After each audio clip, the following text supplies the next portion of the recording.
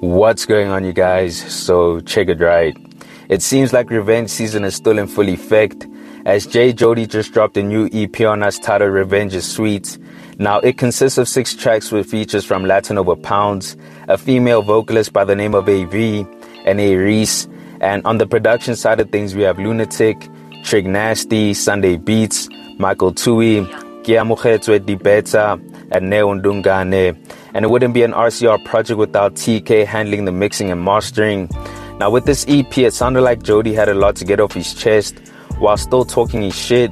I mean, on the first track, What's the Worst That Could Happen, we hear Jody reminisce about his earlier days and how everything led up to where he's at today, essentially just giving a background on himself and how he's had to learn from every situation he's been in.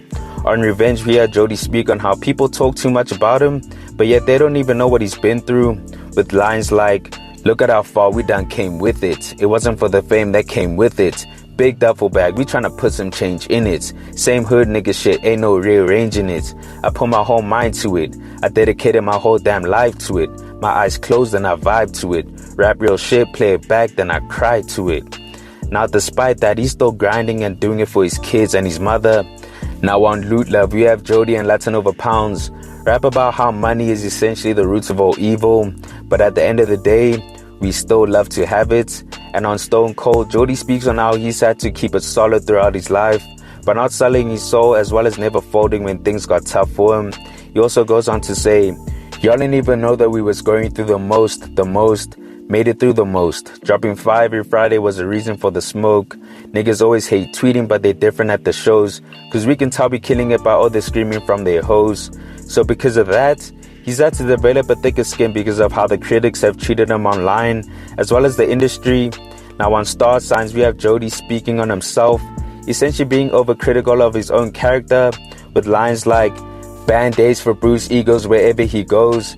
Insecurity levels peaking, but only he knows. The need for validation from strangers got you acting different, even when it's going against what you're truly feeling, even when you're slowly watching yourself become the villain, even when you're treating your homies like their competition.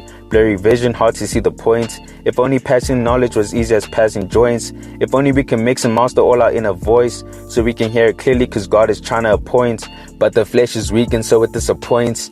Got you smoking hella loud, blocking out the noise." So he recognizes all his flaws and insecurities, but at the same time acknowledging that his energy is a tough one to follow, as he states. Now lastly on Free, we have Jody essentially talking about how it doesn't cost anything to be yourself, it's free, but at the same time, there's certain things he's had to overcome to achieve that state, with lines like, "You might change your views if you could see what we saw, but the social seesaw will never ever be even at all. So free me from the shit my pops never learned from. Free me from the pain my mother never healed from. Free me from hating on myself cause I ain't perfect. Free me from thinking I ain't shit, I don't deserve it." So with him releasing himself from all these burdens, he's able to be himself and just be free. Now on the same track, we have Reece featured on it, and I must say he showed a lot of growth in this verse, as he clearly went through some self-introspection and is conscious of how he acted in the past. Now he first went on to say, "They say never take revenge, leave room for the wrath of God. Forgive me, I'm sinning. My confession's full of remorse. I was lost in this thing of ours. For the glory after the war, my ambition replaced the blood that was pumping inside the hearts, trapped inside of it all. Didn't like who I became cause they picked apart who I was, and it came at a heavy cost. Blinded by the stars, misguided by the allure, the desire to get a standing ovation when they applaud." So clearly Reece regrets how he behaved in the past, as he's taken matters into his own hands by seeking revenge, which is considered as a sin, so it's better to leave it to the wrath of God. He speaks on how his ambition has misguided him, as it's made him become someone he didn't like, chasing validation and straying on the wrong path by trying to become this mysterious individual, and that in turn had him feeling like his career was being overanalyzed, which was a heavy cost to him. And another thing to note is that the word ambition could be a play on ambitious entertainment, and how they made him become someone that wasn't him. But anyways, he still goes on to say, "Now I'm free like thoughts are put together in songs. I'm free like Banksy's art on Palestine walls. It almost seemed like everything is the same as before, but I'm finally free to being changed like Nelson in 94. Never too late cause it could have been worse." So now he feels like he's reached the state where he feels like he's free. He's free like Banksy's art, which is art that is showcased freely all over the world. And it's important to note that Banksy tries to maintain a hidden identity, which Reece has tried to take his career in. He also feels free like Nelson Mandela back in '94, when he finally relieved South Africa from apartheid by bringing forth the first democratic presidential elections, causing major changes within the country. And he knows that it's never too late to try to feel free, because things can always turn worse than they're supposed to be. But anyways, he still goes on to say, "I was immersed in the past and I couldn't handle the hurt. Had to come to terms with it and bury it under the dirt. This is more like a rebirth, the cure to reversing the curse.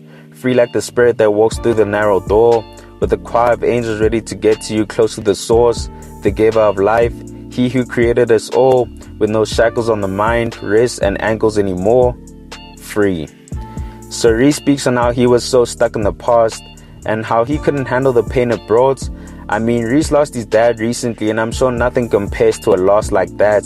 Losing a loved one is never easy, but he's had to come to terms with it, which allowed him to start a new chapter in his life where he feels like he's been reborn. Now, death is inevitable, and knowing that has allowed him to feel free to the point where he's ready to meet his maker and truly accept his fate. Now, with that being said, that's some really deep shit to come up with, especially because Reece is only in his mid-20s. The level of lyricism and content being explored in his verses is something else to witness. I mean, this is the same nigga who wrote Zimbali, but verses like these display the level of maturity and growth he's managed to achieve over the years, which I can say I truly appreciate. But with that said, Jody dropped another solid project on us, and his efforts really need to be respected at this point in time. I mean, even Reece said so in the following post, saying, "Please respect J. Jody. You don't have to if you don't want to, but don't say I didn't warn you." But anyways, guys, let me know your thoughts on this. Are you enjoying Jody's new EP, Revenge is Sweet? And which track is your favorite so far? Comment down below. Anyways, guys, thanks for tuning in, and I hope you enjoyed. Please make sure to hit that like button if you found the content dope, and hit the subscribe button if you haven't already. It's on to the next one. Peace.